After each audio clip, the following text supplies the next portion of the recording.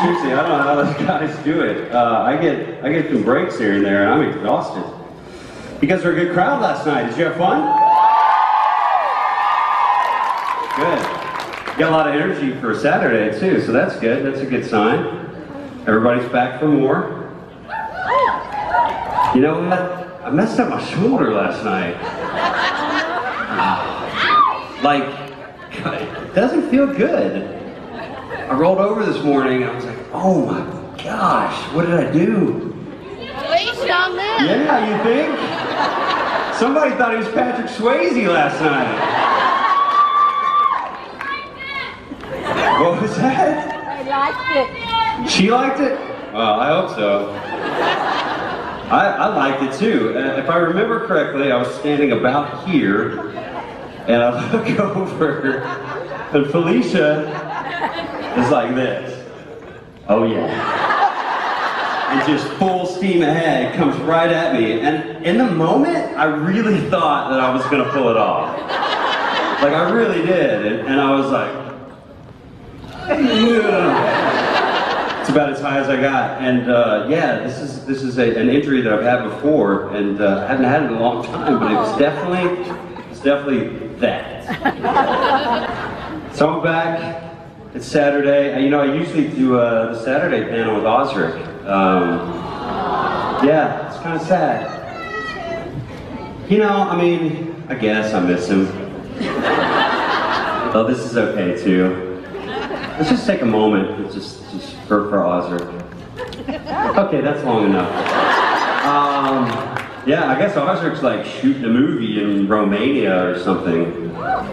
Which sounds great until you're in Romania shooting a movie.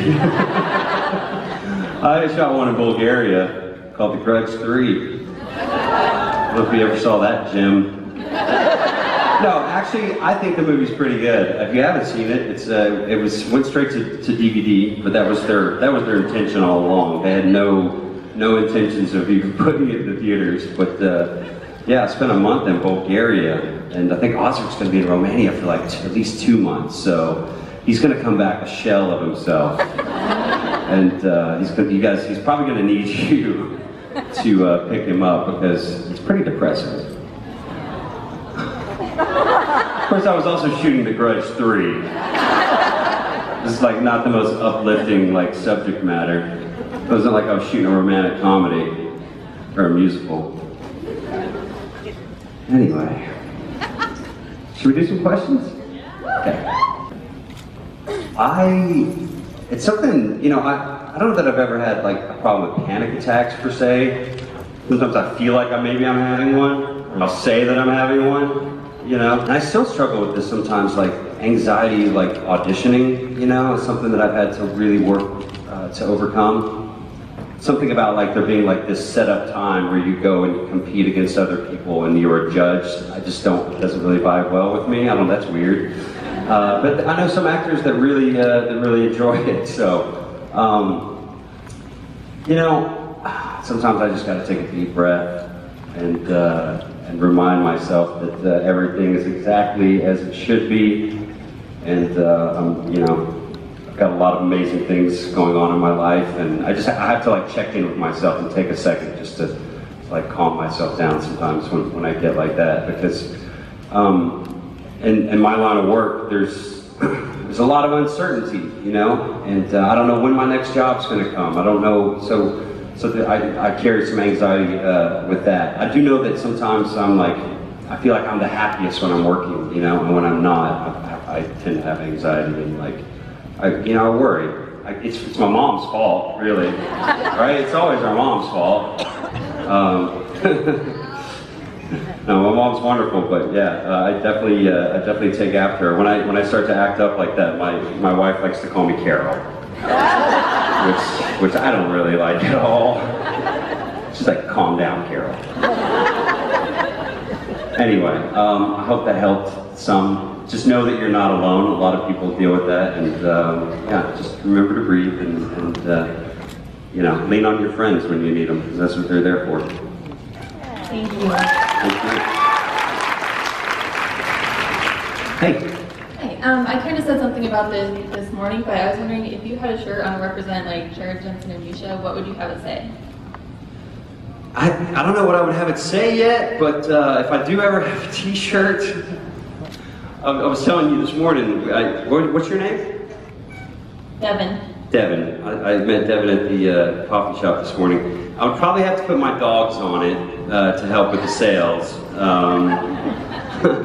And it would, you know, I think maybe the proceeds would go to animal rescue of some sort, you know.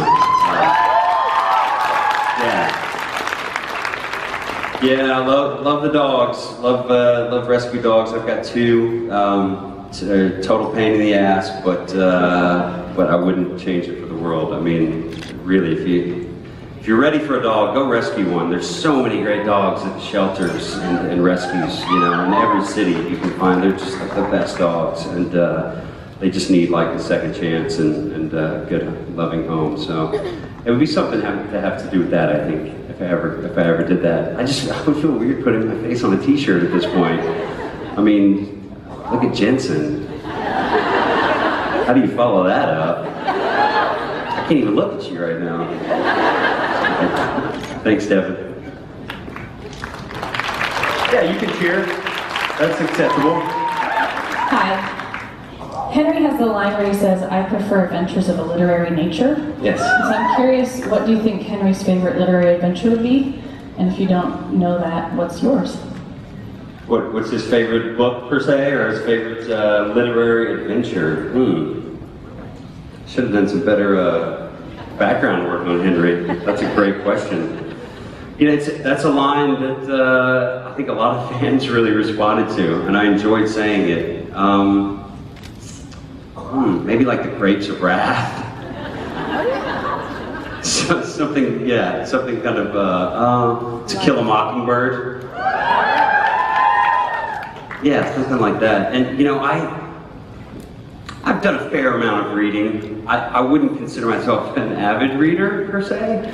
I tend to read a lot of scripts and that sort of thing. The last book that I read was the first Game of Thrones, which for me was like really daunting because that's a lot. That is a dense book, and I got about a third of the way through the second book. And, Try reading all 5. I mean, like I said, I was watching the show while trying to read it at the same time, and it was like, let me go watch it and I'll come back to the books, and I haven't. But because the show is so good, it's so good. Like, what an amazing journey those actors are on, huh? Like with that show, wow, just never know. Yeah, so that's the latest book I've read. Thank you. Sorry if you've been asked this question before. This is my first convention. It's okay.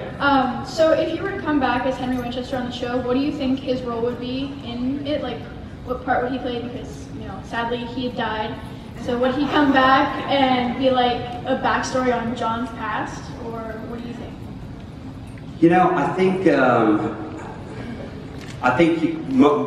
having talked to Adam Glass about this, Adam's like, his idea is he'd love to have Henry come back in the modern day world and continue on that path, you know, because he likes the conflict of Henry in today's society, and I think there's a lot of good stuff there that they could build on, and and he would just be like, you know, trying to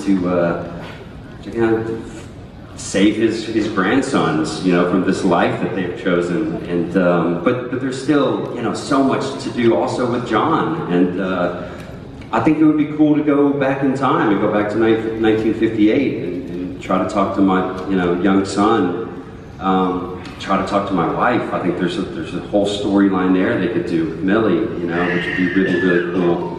I don't know what they're waiting on. I mean, I know there's a lot of other storylines on the show, but I feel like there's a whole well of good stuff there that they could do. So we'll see. Hopefully it happens. Thank you. You're welcome to your first con. I hope you're having a great weekend. Hey. Hi.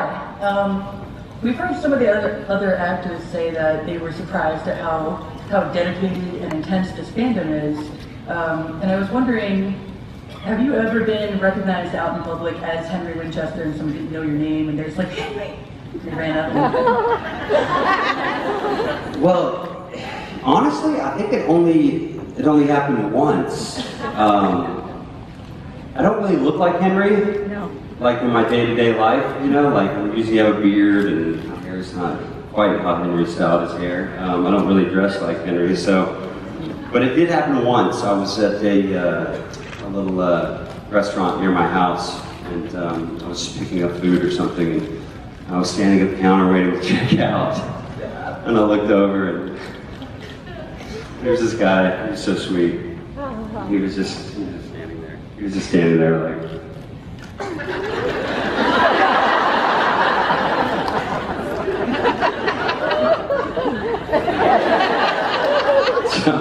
And I was like, oh gosh. And I'm like, yeah, it's gotta be supernatural. And so, sure enough, like I got my food. He was so nice.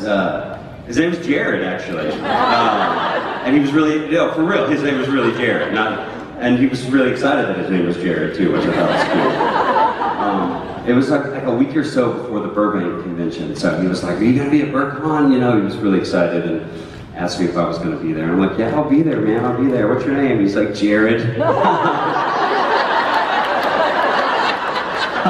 So cool. Yeah, and he was really sweet, and we chatted for a second, and then he followed me out to my car. And the conversation continued, you know, and continued as I got into my car and, you know, said goodbye and drove away. But I was very flattered, and it was very, very sweet of him. And yeah, I don't mind it at all. You know, I think it's pretty cool. And you guys, you are everywhere. Like, and I had no idea, you know, and the rest of the world has no idea either, which is pretty cool. They don't know. So it's like this kind of like best kept secret. This underground group. Thank you. Hey. So I run a Ask blog on Tumblr for a character, and I have to make up a lot of stuff that the show doesn't always address. So I was wondering, do you ever address like Henry's childhood or anything like that? Do you ever have any like canon that you made up in your head that you kind of keep on the fly? No. No. Wait, what is it that you do? I run a Sam Ask blog where Tumblr people submit questions and I answer with artwork. Oh, I got you. Is this like fan fiction kind of stuff? Yeah, it's like a comic, sort of. I see. A lot of comics, a lot of art. Oh, cool. Instead of actual writing. On Tumblr? Yeah. Right, got you. I'm not as familiar with Tumblr, I'll be honest with you. I'm doing my best with Twitter at this point. Yeah, no, that's interesting. No, I don't think that I've really delved that far back into history, Henry's history, his past. So that's now you're going to make me think about it. Yeah, you know, going into shooting that first episode, I was really more focused on just kind of creating who Henry is, like, you know, in that moment, and what the Men of Letters, you know, means to him, and yeah, and then just trying to go on this wild ride with his grandsons, and it's a really fun show to work on. There's so many levels, and there's just so much going on. It's kind of like hard to wrap your head around unless you know the show like so many of you do. But you know, when I first started on it, I felt a bit like an outsider. You know, building Henry and building that whole character and everything. So yeah, I don't know. I haven't done a whole lot of that, but I'll think about it. Thank you. I'll do my best to answer that one. Hi, how's it going? I actually have a related sort of question, and forgive me in advance if you have like almost no answer and you're like, okay. So, prior to the introduction of Henry as a character, we had already been sort of given a little bit of backstory with regards to John's father, things like him being a mechanic and that sort of thing. And I was wondering, like, what kind of day job would Henry have had in addition to being a man of letters, and how he had maybe responded to his son's interest in cars, because obviously John goes on to be a car guy, and he goes on to be a car guy, and the military background and all that kind of stuff. So did you say that there was a bit of information about Henry, that Henry was a mechanic? Yeah, well, before we were given a Henry, we got a little bit of that like in the earlier seasons. They had mentioned stuff about there being like John's father, and then we get the Men of Letters storyline, which, you know, good job. Yeah, no, that's interesting, because nobody ever told me about Henry being a mechanic. That would have been a nice bit of information. You know, yeah, Henry's, I think he has kind of an engineering mind, so I think that would totally make sense. And yeah, I will definitely keep that in mind if I ever do get to go back. Yeah, I think he, you know, he's obviously considers himself a learned man and a bit bookish. Yeah, some sort of engineering type thing, you know. I think he likes to figure out how things work, you know. Maybe planes or something a little bit more classic. Airplanes? That'd be cool. I can do that. Yeah, I think Henry's the type of guy that likes to learn how to build things, how to take them apart, you know, what makes him tick. He's very kind of like by the book, you know, and he's the kind of guy that follows directions, likes things in order. So some sort of engineering thing would probably make sense. Thanks. Hey. Hi, how's it going? So what's going on in Henry's heaven right now? Like, what's going on up there? How are you doing? How's Henry doing in heaven? How do you know he's in heaven?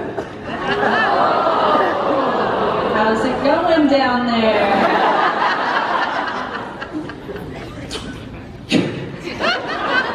You know, he's doing good. He's taking it easy. I mean, I'd like to think he's in heaven. He's not happy to be there because he wants to be back on Earth with his grandsons. But yeah, I think he's good. You know, I honestly have not given that any thought either. I haven't worked on the show in a year, and before that, it was a year before my first episode. So, no, I think Henry's he's biding his time. He's hanging out. He's still hopeful that he's going to come back. He's hopeful that there's going to be some way that he's going to be able to get back down there and run around with those two knucklehead grandsons of his. So he's looking down on them, just shaking his head, though. Especially at Sam. No, probably more at Dean. Thanks. Hey. Hey. So my question is, now that you're really good friends with Loud and Swain. That's Sarah? Yeah, hi. Now that you're really good friends with Loud and Swain. Oh, we're not friends. I hate these guys. They're jerks. I see. And also we know that you met Jason Mans. Yes. Are you going to be crashing some stages soon, or doing a CD? You know, possibly. I had never done a stage it show before. I had no idea what that was, and Jason invited me over to his place, and he's like, so basically we're just gonna like hang out and sit on the couch, play music, and it streams live onto the internet. And I was like, okay, this is weird. And it was a lot of fun, actually. The weirdest thing is that like we could see everyone. I don't know how many of you have participated in something like this, but you know, we could see everyone popping up on the screen and everything you guys were saying, but we couldn't hear you, obviously, you know, so it was a little weird, but it was fun. Yeah, I'm sure, I know Jason does those pretty regularly, and he's asked me to come back over. I think before doing something like that, though, I think Jason, I'm gonna come up with something to put on his next album. I think he's gonna do like a compilation album, and he's asked me to sing something on it, so. Yeah. So thank you for the reminder. I do need to reach out to him, because I really want to try to get that done sometime in the next few weeks. Because why wait, right? Let's just keep this thing going. But Jason's great. These guys, I mean, these guys, I can't say this enough, these guys are such incredible musicians. I mean, they really are. They're like trained, and they can play anything. And Jason's like a real like singer-songwriter. I mean, he's like the real deal. I've never written a song. I mean, I've written nothing good, let me say that. You know, it's a tough thing, right? The song's not easy. And Jason Mans is a really good songwriter. And I found out in Vegas that they call him Angel Voice. That's like his nickname, Angel Voice. Because he has the sweetest voice. It's just like effortless, you know? So, anyway, it's fun to meet people like that, to get to collaborate with musicians like this. It's just like a real treat for me. Thanks. Hey. I'm a middle school teacher, and I was wondering, what is one memory from middle school that's really stuck with you? Middle school memory. Oh boy. Yeah, probably, oh gosh, middle school. Some stuff started to get weird. Middle school was cool. You know, in my hometown, I grew up in a town called Angleton, Texas, and there were at the time, there were 4 elementary schools. East side, west side, north side, south side, makes sense.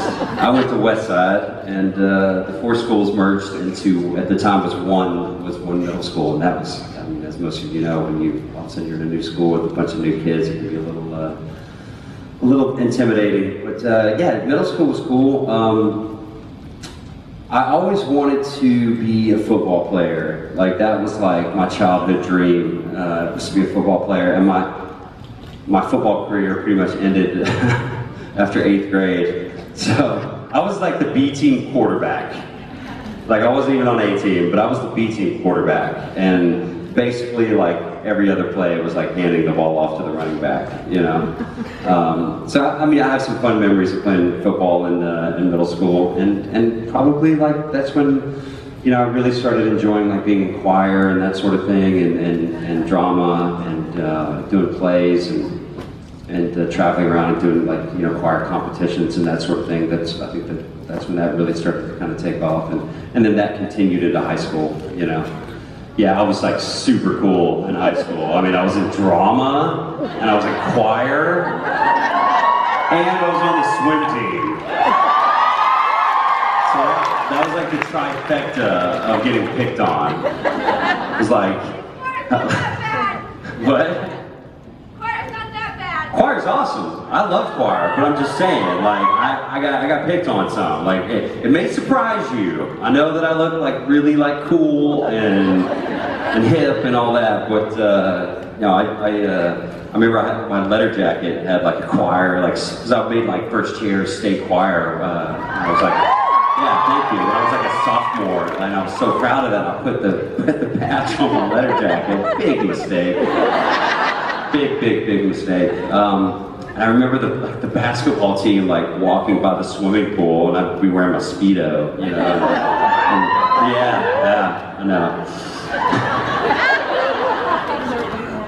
I had like 0% body fat. I think I weighed about maybe 150 pounds, but I was in great shape. I swam, like, you know, my whole childhood all the way through high school. But yeah, I remember, like, that was not a good look. Like, you know, the Speedo in high school, that wasn't that cool of a look. But thank God there were drama competitions to make up for all of that, you know? Because nothing really, like, solidifies your coolness in high school, like nailing a monologue at the local competition. You know? Or getting crazy in an improv group. I joke. That's like, I love that stuff. And any of you guys that are into that, just have a blast with that. Don't listen to what other kids say. They're just jealous anyway.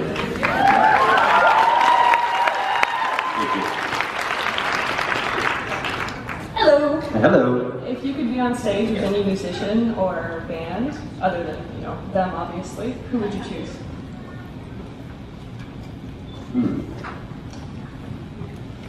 I mean, I'm sure there's some older ones, like some classic ones. More currently, though, Bruno Mars comes to mind.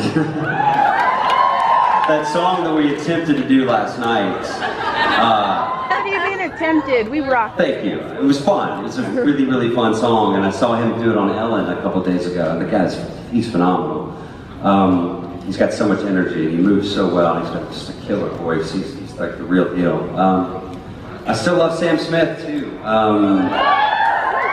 got a very unique quality to his voice, very, very unique sound, and obviously had a really great year this year. So yeah, those are like probably two current ones that I really like a lot. So, yeah. Thank you. Thank you. Hi. Hey, oh, and Taylor Swift. Just throwing that out there. I would first like to say, well, this is my first con, and I did not imagine you would be this gorgeous in person. Stop it. Stop it. Okay. And I guess this is a similar question to one she asked. I was just wondering, you said you're in choir, and I also sing. What's your favorite type of music to sing? Oh, by the way, you have a beautiful voice. Thank you. Favorite type of music to sing?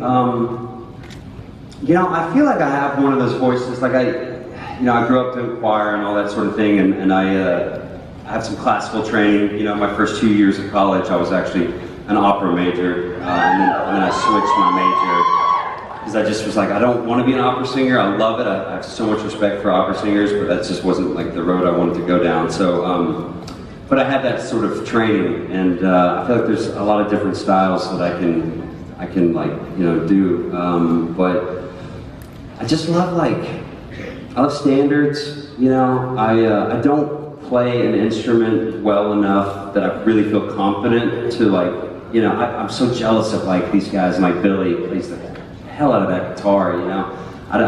It's never really took for me. I play a little bit of piano, but something about just standing on stage with a microphone. Like I love standalone singers, you know, like Sam Smith, amazing. Michael Bublé, phenomenal. If you ever have a chance to see Michael Bublé in concert, go see him. If you like that kind of music, he's incredible. He's like the modern day Sinatra to me. I mean, he really is. He's such a showman. So yeah, and I love like, I love like a lot of the old like soul singers, you know, like Al Green and Marvin Gaye, those kind of guys, you know. I like that kind of stuff a lot. I remember in junior high, junior high memory, here it is. It took me a while to get to it. We were singing, I think I was in like the 7th grade, and we were singing In the Still of the Night. And I had like the solo. And I remember this cute little black lady. It was one of the moms, one of the guys in the choir, like, you know, she stood up and was just like,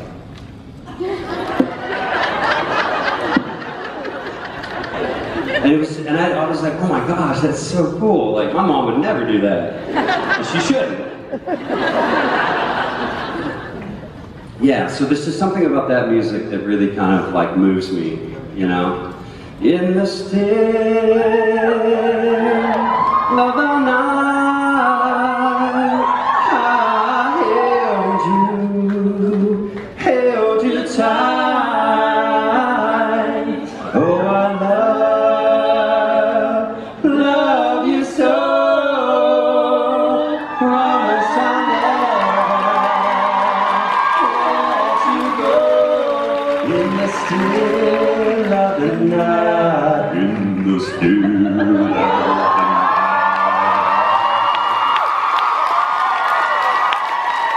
Come here, you.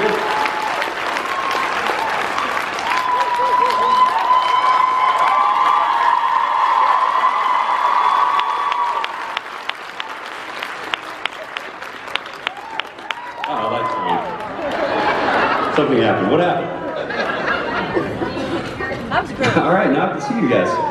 Hey. Sorry, ladies, I made it bad.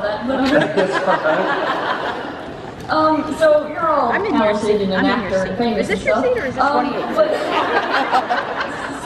While you were rising to your glory and all, is there any actors or any famous people that you met that you really, really adored, and when you met them, you were just like, Is there anybody that I fangirled over? Is that what you're saying?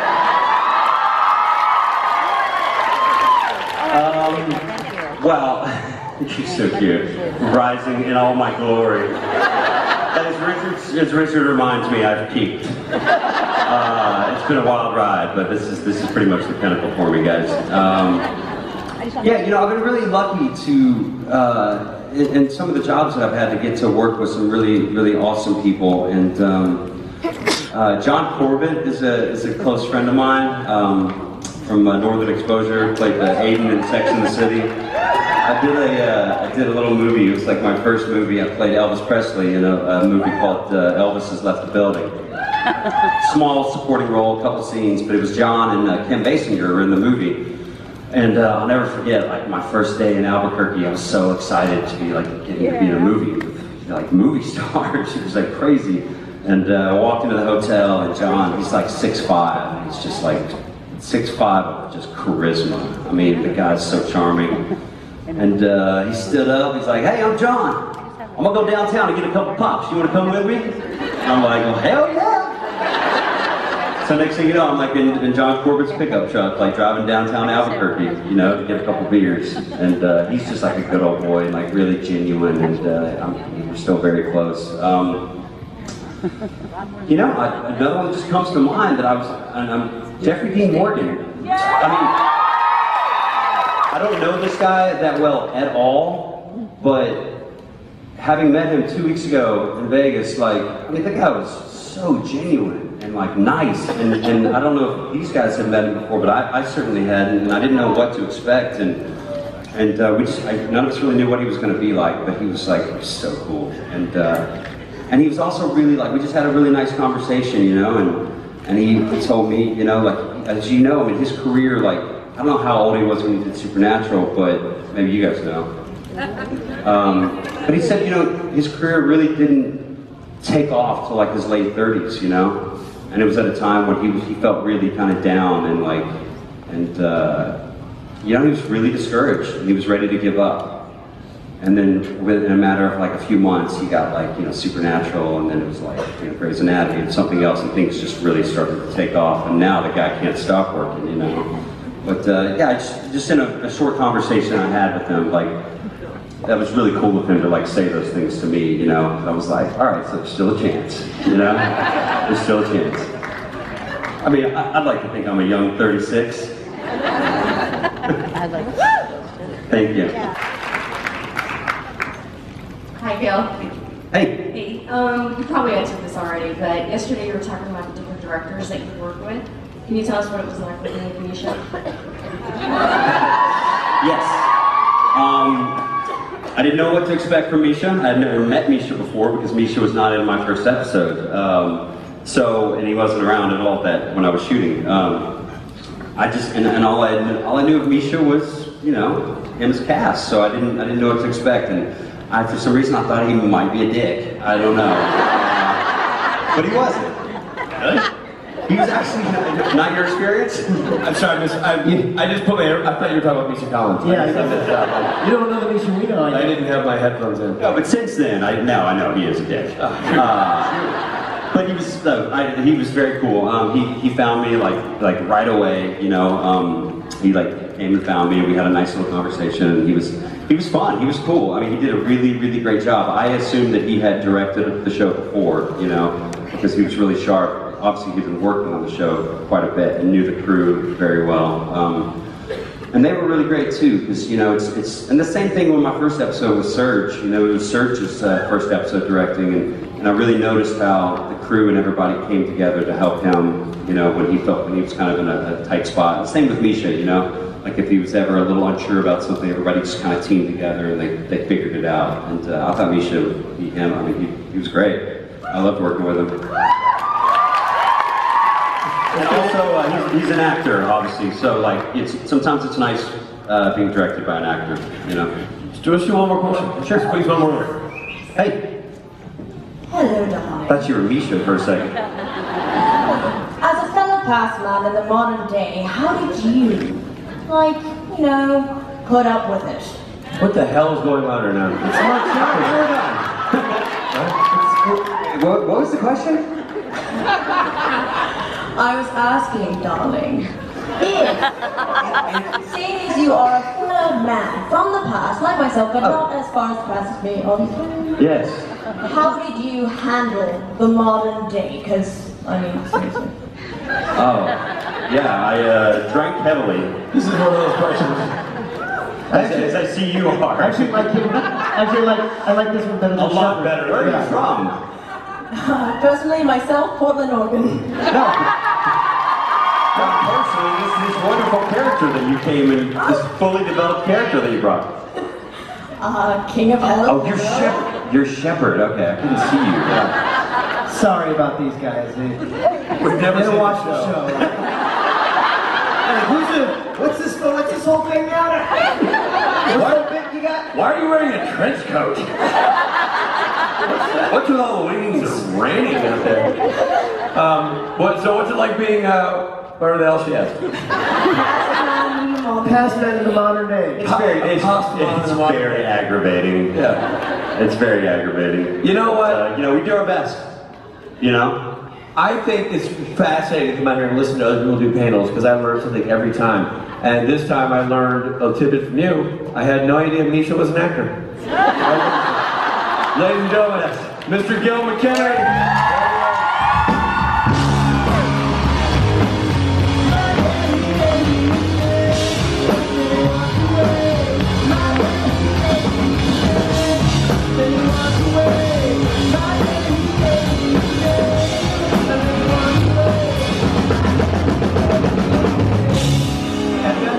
Gil McKinney. And Gil will be on stage with this band tonight. Yes, he will. Alright guys, I know there's music on, photographs, there's a bunch of stuff more important than us happening right now. So we're going to take a break. We'll be back Saturday, people. You're not Friday, people, but you'll do it a pitch. Thank you for being here. We'll be back.